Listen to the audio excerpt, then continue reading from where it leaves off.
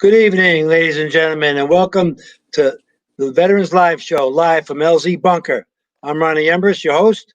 I serve with the 101st Airborne Division, B Company, 1st of the 502nd Infantry in Vietnam from December 1967 to December 1968. Tonight we have a very special guest, some kind of person I've never met before. First time for me and maybe for you. He's a CB. His name is John Bachman from Kutztown, PA. Petty Officer, second class, construction mechanic with the Seabees, and also served as a staff sergeant in the Army, total of 22 years. So we're going to bring John into the bunker now. How you doing, John? Hello, Ron. It's an honor being with you on your show. Thank you. Thank you. Okay, John, tell us a little bit about your early service time there. I enlisted in the United States Navy 21 April 1966. Went to boot camp 1 June 66 to August the 12th, 66.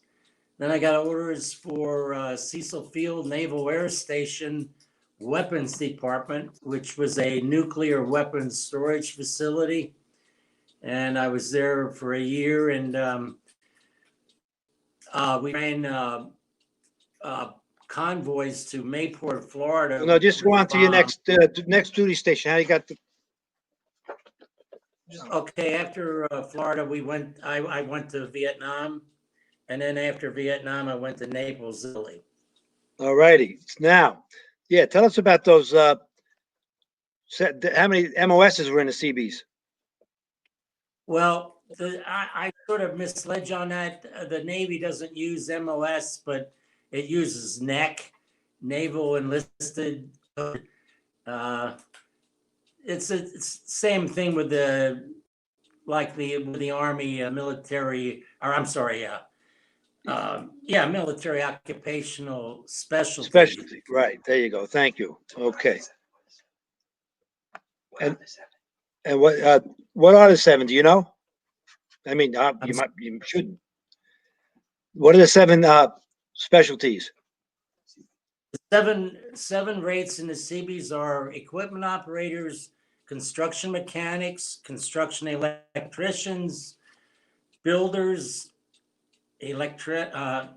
engineering aides, and steel workers and utility men, which would be your plumbers and so forth. Okay, and how about those convoys you ran in Florida? We ran the nuclear bombs on flatbed trucks to Mayport, Florida for the aircraft carriers. Really? Yeah. Nuclear bombs on a truck. What can you remember some of the aircraft carriers? Shangri-La and the Roosevelt. Well, there you go. That was heavy duty, the Roosevelt for sure. And And maybe tell us about the duty station with the barracks set up there. half of it was Marine Corps. They were our security for the compound that stored the nuclear weapons in, and the other half was Navy personnel, the guys that worked on the nuclear weapons, and a few Seabees. There weren't too many Seabees there. I got you. All right, now we're going to do a video for about the CBs. Hang in there, people. We'll be right back.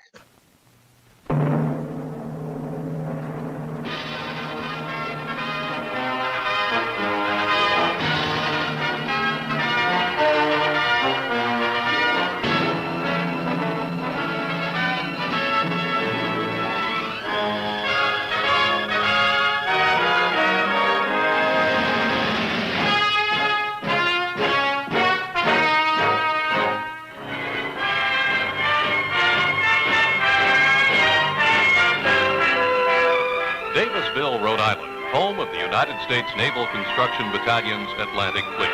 The famous fighting Seabees, men skilled in building and trained to protect their handiwork. Their famous insignia epitomize the spirit and skills of the most unique of United States forces. Construction Battalion was just too unwieldy for men with a mission, shortened to the initials CB, and then to the now world-famous CB. The insignia shows an angry and determined bee diving across a field of blue outlined with a hawser. He clutches a wrench and a hammer. On each wrist is the insignia of the Civil Engineer Corps of the Navy.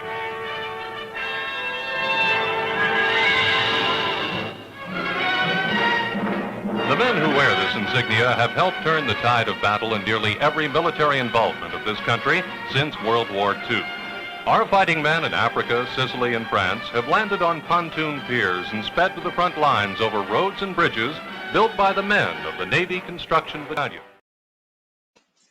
Oh, thank you, John. It's a real historic film. I love those old films. And talking about those pontoon bridges, we went across a lot of them, and I don't know who built them, but I'm glad they were there. And if the Seabees did them, thank you very much. I know Army engineers and guys like that did it, but we appreciate that. So let's start a little bit about Vietnam. You got into Vietnam. You said you went there with no weapons training. That's correct. I just got sent up to naval support activity, and the third day in country, I had to report into a lieutenant commander, and he asked me, where do I want to go and what do I want to do? So at 19 years old, I was dumbfounded. But I said I'd like to work in my rate or MOS, and he put me in the diesel generator repair shop at China Beach. Okay. And what about a weapon? So did you see a weapon in Vietnam, your own weapon? The first month there, we had no weapons at all. No Really? helmets, no flak, nothing. Wow, that's crazy. Let's get back to the weapon. What was your first weapon that you had there in Vietnam? M14. M14s. Okay, that was pretty basic when you first got there. Talk about the activity in Danang area by China Beach. Okay, my job was to go around and check all these diesel generator sites. I would check the oil, the water, the batteries, and then I'd start them up and turn on the lights, put them under load, and then shut them down so they were ready for the night operation. That's what I did for the first month that I was in Vietnam. Okay. What about the Viet Cong POWs? What did they do when you had them in your custody? Well, that was down in Quang Ngai. That's after I left Danang. When I went to Quang Ngai to the V Advisory Team 2 compound, that's where I had to stand guard watching them one time. What were they doing? filling sandbags. Filling sandbags. I remember we filled a lot of sandbags. I don't know that we could have used some of those guys helping us. Okay, and oh, there you go. Tell us about this bunker here. That's my bunker. The tower on the top was the Marines manned that. They Right. were up there. Okay. Was that right on the edge of the wire, like pretty close? It looks like a lookout tower. Well, if you can see the road there in back of the bunker, and then you see some more wire, then you went into the South Vietnamese Army area. They Okay, were on 3 sides of our compound. I got you. And what's up with the basketball hoop over there? I have no idea. Little recreation time? No, I didn't do it. Well, I did shoot a couple hoops, but All right, it was an that's interesting. cool. Yeah, we played volleyball a little bit in Cu Chi when I was there. We had a volleyball net set up. What about the that bunker that you had there? Was that a straight in entrance door and just like a big room? Right. It was just a solid cement room Okay, covered with we sand. I ran into some different kind of bunker setups. A lot of the NVA and Viet Cong set up bunkers underneath, or actually underneath. They weren't even a bunker, I guess. I guess it was a bunker. But as you went underneath their hooches, if you threw a hand grenade in and you threw it down, you had to go like in like a little pattern, like a little zigzag pattern. So if you threw a grenade in, it wouldn't go around the corner. So they could be in like 3 or 4 different more lengths Right. of space, and yet the concussion might do something to them, but there was no no shrapnel injuries on them or death because of it. And the fact is, Right. one time I threw one in there, and I went to check, and I was just like looking, all around at one time, and all of a sudden, this mama-san was standing right in front of me. I have no idea where she came from. She was probably about 4'3" with the old hat they used to have on, that bamboo hat, and in pajamas. And if she was a Viet Cong or NVA, I was dead. I just froze. It was like she was right there. It was like startling, crazy. Okay, let's move on here. Talk about Camp Tien Sha at the foot of Monkey Mountain. Yeah, that was my first. What do you call it? Where my barracks was. Okay. That was the base of Monkey Mountain, and every morning I'd jump on a cattle car and go down to the generator shop and get off, and then go to work. So these generators, they help keep headquarters and what hospitals or aid stations and what other things going beside the water purification? Yeah, they did, but I didn't service any of them. Mine were smaller ones that they use for nighttime lighting. Oh, I got you. Okay, yeah. Okay, cool. There you go. I guess that was important. And in Quang Nai, 5, you had some CBs went to replace the South Korean water purification specialty guys. And Well, tell us about that. Yes, the South Korean civilians ran the generators and purified water, but one was killed in a mortar attack, and then one was really wounded bad. So they wanted to get out of there, so they replaced those civilians with. Okay, and what then Tet hit, right? Tell us about Yeah. 0100 hours on that night. Well, in that one picture that you show of me with my sunglasses on, and that's where I was standing. That's the one.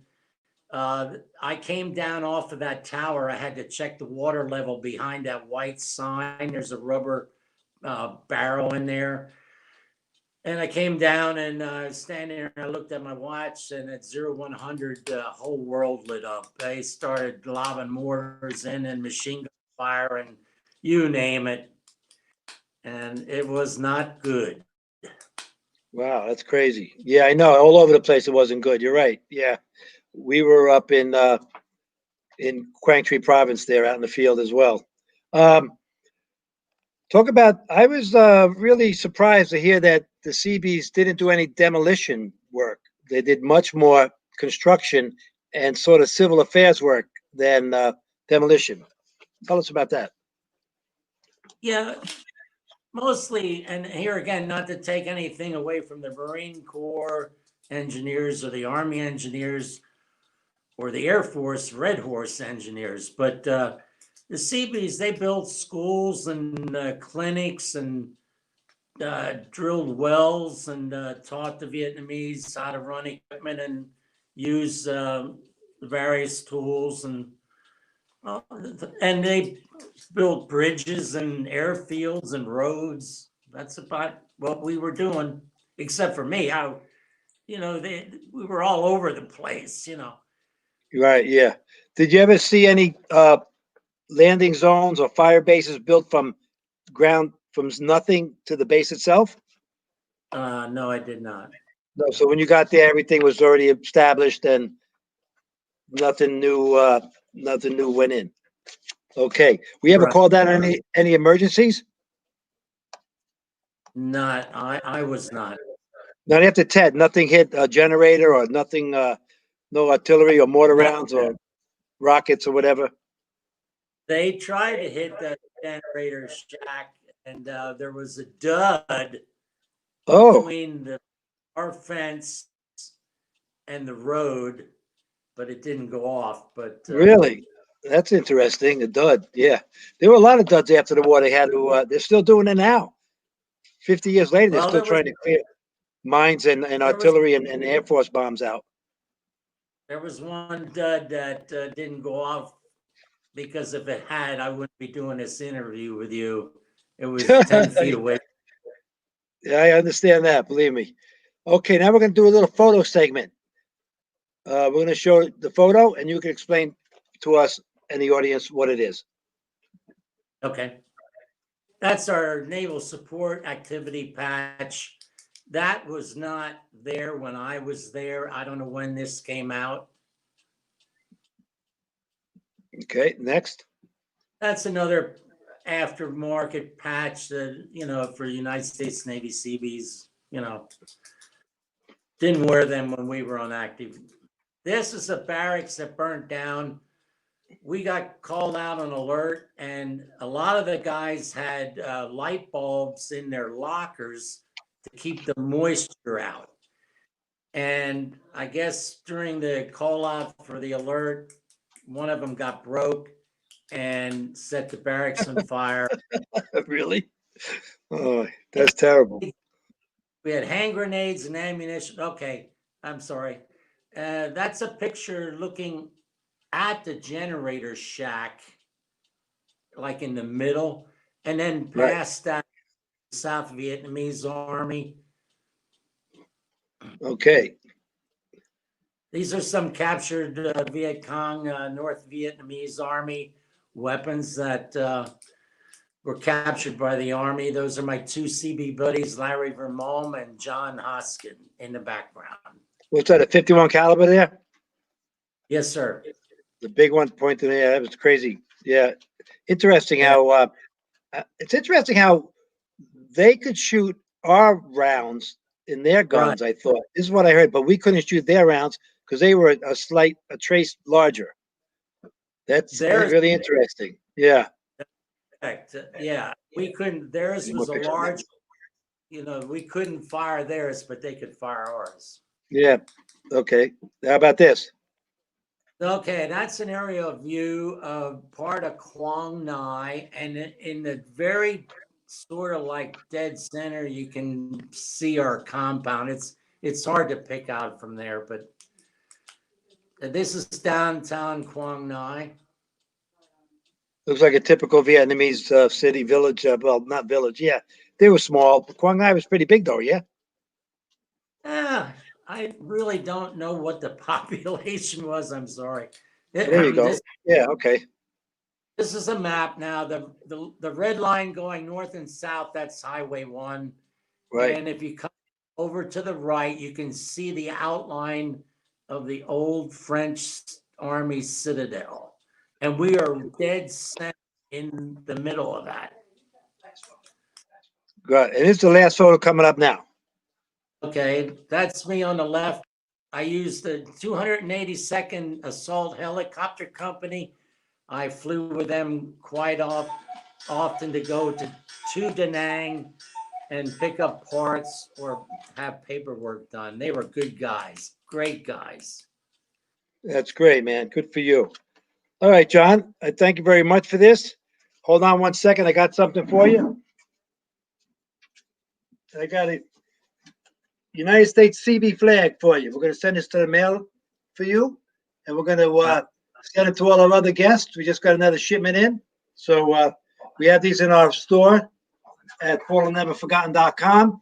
Pick up service flags, division flags, unit flags, whatever you need to do. And any questions? Okay, we got one here from Thomas Forchat. Oh, I What went to school with him. Really? I Are was you in the kidding me? sixth- That's crazy. I went to Hershey High School in Hershey, Pennsylvania for my senior year, and he's a colonel. Okay, there you go. Well, he said, what were you armed with? And we know now you had it M14. And did Charlie ever penetrate your wire? And what about No. ambushes or night attacks by the enemy on your base? Not where we were, no. Pretty fortunate. That's good. Yeah. Next. Okay, well, thank you very much. We appreciate it. And I'm glad I finally met a CB. Never knew what they No. did. I mean, I guess I knew what they did, but they can do anything, right? Can do? Can do. Okay, brother. Well, thank you so much. And thank you, everybody, for listening. Till next time, I want to just thank my son, Matthew, for doing such a terrific job with the production of all these things that go on here. And thank you very much. God bless you, and see you next week.